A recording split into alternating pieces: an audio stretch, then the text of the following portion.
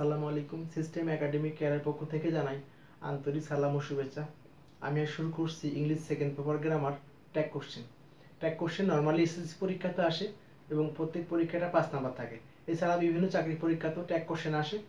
Tag question করতে গেলে আপনাকে দুটি বিষয় খেয়াল রাখতে হবে। একটা হলো ভার্বের ওপর, একটা হলো বাক্যটা কি পজিটিভ নাকি নেগেটিভ। তাহলে আপনি ট্যাগ কোশ্চেন করতে পারবেন। আমরা আজ সলভ করব যশোর বোর্ড 2017। আমাদের দুটো অংশ খেয়াল রাখতে হবে, একটা হলো ভার্ব, একটা অংশ সাবজেক্ট। এই দুটো অংশ খেয়াল করতে পারলেই ট্যাগ কোশ্চেন করা ইজি হবে। আর এর পাশাপাশি হলো বাক্যটা কি নেগেটিভ নাকি পজিটিভ, নেগেটিভ আর পজিটিভ। মূলত দুইটি বিষয় আমরা এক্সট্রা যোগ করলাম, তিনটা বিষয়। আমরা শুরু করি। আমরা সিরিয়ালটা রাখি, প্রথম ভার্ব, পরে হলো পজিটিভ নাকি নেগেটিভ, এরপরে হলো সাবজেক্ট, মানে এখানে অবজেক্ট হিসেবে বসে। তিনটা অংশ, ভার্ব, পজিটিভ নাকি নেগেটিভ আর সাবজেক্ট, তিনটা অংশ খেয়াল রাখতে হবে। মূলত দুইটা, ভার্ব আর subject. Okay. The freedom fighters আর দ্য রিয়েল হিরোস। স্বাধীনতা যোদ্ধারা হয় সত্যিকারের হিরো, মানে হলো বিরচিত কাজ। তাহলে এখানে ভার্ব খেয়াল করি, আর আমরা ভার্বটা পেয়ে গেছি, আমরা এখানে আর লিখে ফেলবো আর। ওকে, ভার্বের কাজ শেষ। দেন বাক্যটা কি পজিটিভ নাকি নেগেটিভ, বাক্যটা কিন্তু কোথাও নেগেটিভ নাই, তাহলে বাক্যটা পজিটিভ। তাহলে আমাদেরকে অ্যান্সার করতে হবে নেগেটিভ। ওকে, কারণ বাক্য পজিটিভ হলে অ্যান্সার নেগেটিভ হবে। ওকে, আমাদের এটার কাজ শেষ। Then subject, the freedom fighter. এখানে কিন্তু ফাইটার না, ফাইটার্স আছে একাধিক, তাহলে একজন একাধিক একাধিক। তাহলে এই দ্য ফ্রিডম ফাইটার্স, একজন হলে ইট বসতো আর একাধিক হলে কি হবে দে। Okay. Second, nothing is greater than their sacrifice. Nothing is greater, nothing মানে কোনো কিছু নয়, হয় বড় দেন দেয়ার স্যাক্রিফাইস, তাদের স্যাক্রিফাইস মানে কি ত্যাগ স্বীকার করাটা। ওকে, তাহলে এখানে ভার্ব ইজ, প্রথম কাজ ভার্ব, আমরা ভার্ব লিখবো ইজ।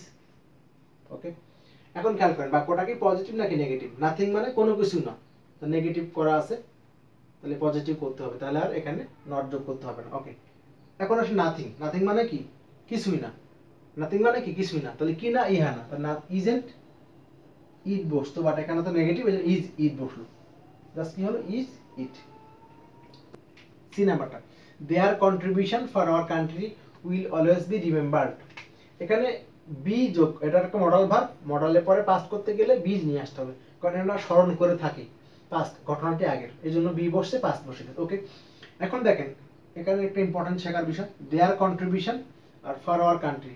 তাহলে বাক্যটা আগে দেখেন, উইল আছে ভার্ব, প্রথম কাজ ভার্বের, আমরা এখানে উইল লিখে ফেলি। ওকে, বাক্যটাকে পজিটিভ নাকি নেগেটিভ, বাক্যটি পজিটিভ, কোথাও নেগেটিভ নাই, তাহলে নেগেটিভ করতে হবে। তাহলে will not, but will not তো নেগেটিভ হয় না, উইলের নেগেটিভ উইল নট না, কিন্তু উইলের নেগেটিভ কি হলো ওন্ট, তাহলে আমরা এখানে ওন্ট লিখলাম। আর এই জন্য আমরা কিন্তু এখানে লিখছি দেখানোর জন্য, নর্মালি উইল নট হওয়ার কথা, বাক্যে উইল আছে, উইল নট। এখন কথা হলো আমরা কি একে লিখবো আওয়ার কান্ট্রিকে বুঝাবো নাকি এটা, এটা একটা এক্সট্রা একটা অংশ। কেন দেখেন, দেয়ার কন্ট্রিবিউশন উইল অলওয়েজ রিমেম্বার, এই যে স্মরণ রাখবেন কি তাদের অবদানটাকে, স্মরণ রাখবো তাদের অবদানটাকে, এটা উইল বোঝানো হচ্ছে, কিন্তু এটাকে এই অংশটাকে না, এটাকে বোঝানো হচ্ছে, এই জন্য আমরা তাদের অবদান, একটা জিনিস তার ইট বসে গেছে, আর একাধিক হলে দে বসতো। Okay, we should never neglect them, we should never neglect them. তাহলে এখানে ভার্ব আছে, আমাদের উচিত নয় কখনো অবহেলা করা, এখানে শুড পেয়ে গেলাম ভার্ব, আমরা শুড লিখে ফেলি অ্যান্সারে শুড। তাহলে আমাদের প্রথম অংশ শেষ, ভার্বের কাজ শেষ হয়ে গেল। এখন বাক্যটাকে পজিটিভ নাকি নেগেটিভ, নেভার আছে নেগেটিভ, তাহলে অ্যান্সার হবে পজিটিভ। এখানে ইজিলি এখানে দেখেন, এখানে উই লেখা আছে, তাহলে পরে সাবজেক্টের কাজ আমরা এখানে উই লিখে দেবো, কারণ উই প্রোনাউন করাই আছে। ওকে, এখন আমরা ই নাম্বারটা, every citizen of Bangladesh must have due respect for them. তাহলে এখানে আমাদের প্রত্যেক নাগরিককে তাদের প্রতি শ্রদ্ধা জানানো উচিত বাংলাদেশের আর কি। তো এখানে মাস্ট আছে ভার্ব, তাহলে এখন মাস্ট আগে লিখে ফেলেন, মাস্ট মাস্ট। বাক্যটাকে পজিটিভ নাকি নেগেটিভ, লাইনটা দেখেন কোথাও নেগেটিভ নাই, must have due respect for them, কোথাও নেগেটিভ নেই, তো অবশ্যই নেগেটিভ হবে, মাস্টন্ট। ওকে, মাস্টন্ট বলুন। মাস্ট নট এর শর্ট ফর্ম মাস্টন্ট। লাস্ট এখন দেখেন এই যে মাস্ট অরটা কাকে বোঝানো হয়েছে, বাংলাদেশটাকে নাকি এভরি সিটিজেনটাকে? Every citizen must have due respect for them, Bangladesh কিন্তু জাস্ট স্পেসিফিক বোঝানোর জন্য, খেয়াল করবেন কিন্তু বাংলাদেশকে বোঝানোর জন্য জাস্ট এই ওয়ার্ডটা ইউজ করা হয়েছে। এই দেশের এভরি সিটিজেন শ্রদ্ধা জানাবে কি বাংলাদেশ নাকি নাগরিকরা? ইজিলি বুঝেন, রেসপেক্ট বা শ্রদ্ধা করবে কারা, বাংলাদেশ নাকি বাংলাদেশের লোকজন? বাংলাদেশের লোকজন। তাহলে তার প্রোনাউনটা কি? দে, এই জন্য কিন্তু দে বসছে।